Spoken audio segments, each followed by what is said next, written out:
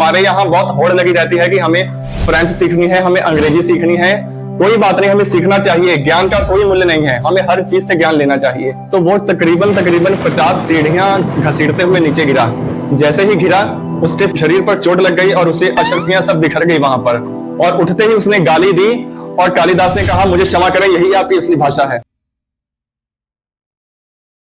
ये बात बिल्कुल सही है कि हमें हर भाषा का आदर करना चाहिए, हमें हर चीज को सीखना चाहिए, क्योंकि सीखने की उम्र कभी भी खत्म नहीं होती। इंसान जब तक जीवित है उसके अपने दिमाग को, अपनी चेतना को बढ़ाते रहना चाहिए, उसे सीखते रहना चाहिए।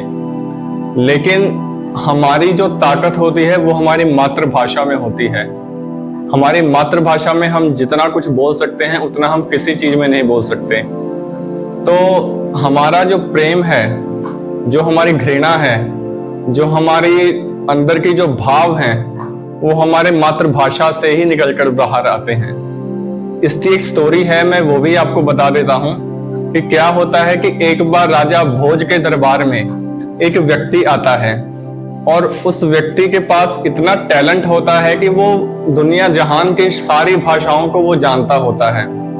और वो व्यक्ति हर भाषा में इतना पारंगत होता है कि वो राजा भोज के दरबार में आकर उनको ये चैलेंज कर देता है कि अगर यहाँ पर आपके पास जितने भी विद्वान हैं, अगर वो मेरी भाषा, जो मेरी रियल लैंग्वेज है, उसको पकड़ सके तो मैं आपको 1,00,000 अशरफियां दूंगा। लेकिन अगर आपके महल में रहने वाले कोई भी विद्वान मेरी असली भाषा को ना समझ पाए तो आपको मुझे 10,00,000 अशरफियां देनी होंगी। तो क्या हुआ कि राजा भोज ने जो उनका जो ये आग्रह था वो स्वीकार कर लिया, उनका जो चैलेंज था वो स्वीकार कर लिया। तो क्या हुआ कि जैसे जैसे विद्वान आते गए वो व्यक्ति हर भाषा में बोल ले, और ऐसा लगे ही ना कि कोई भी भाषा उसकी भाषा है ही नहीं। वो हर भाषा को इतने अच्छे तरीके से, इतने अच्छे लेवल से बोल रहा था कि ऐसा समझ में ही नहीं आ रहा था कि उसकी असली भाषा कौन सी है। तो जैसे जैसे टाइम बीतता गया सारे विद्वान हारते गए। और क्या हुआ कि राजा भोज बहुत ही समस्या में पड़ गए। उन्होंने बोला, ये तो मेरी बेइज्जती हो जाएगी, मेरी इंसल्ट हो जाएगी, अब मैं क्या करूं। और कालिदास वहीं पे उपलब्ध थे। कालिदास भी राजा भोज के दरबार में हमेशा उपस्थित रहते थे।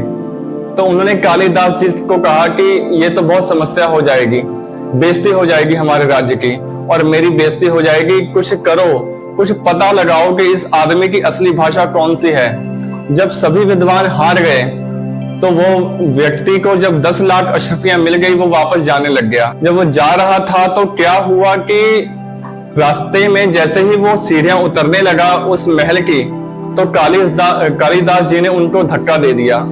जैसे ही कालिदास जी ने उनको धक्का दिया तो वो तकरीबन 50 सीढ़ियां घसीटते हुए नीचे गिरा।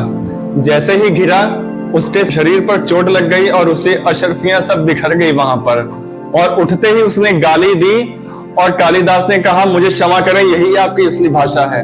तो इंसान की जो रियल भाषा होती है वो उसी भाषा में गाली भी देता है, उसी भाषा में प्रेम करता है। अगर भारत का व्यक्ति किसी विदेश के व्यक्ति के साथ बात करेगा तो वो उस भाव से बात कर ही नहीं पाएगा जो भाव उसकी अपनी भाषा में होती है। और दोस्तों, मैंने ये कहानी आपको इसलिए सुनाई है कि हमारे यहाँ बहुत होड़ लगी रहती है कि हमें फ्रेंच सीखनी है, हमें अंग्रेजी सीखनी है। कोई बात नहीं, हमें सीखना चाहिए, ज्ञान का कोई मूल्य नहीं है, हमें हर चीज से ज्ञान लेना चाहिए।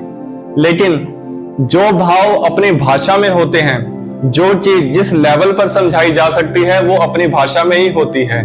तो अपनी मातृभाषा का आदर करना हमें बहुत आवश्यक है।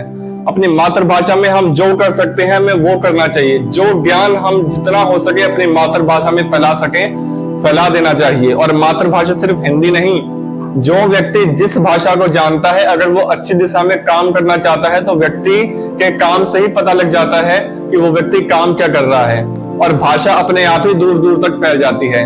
यहाँ पर बहुत सारे विद्वान पैदा हुए हैं इस धरती पर, भारत की धरती पर छोड़ो, विदेशों में भी। और वो विद्वान जो उपस्थित हुए हैं उन्होंने अपनी भाषा, उनकी जो मर्जी रही हो, लेकिन उनका मकसद सिर्फ एक था, सच्चाई की ओर जाना। तो अपनी मातृभाषा का हमें हमेशा आदर करना चाहिए।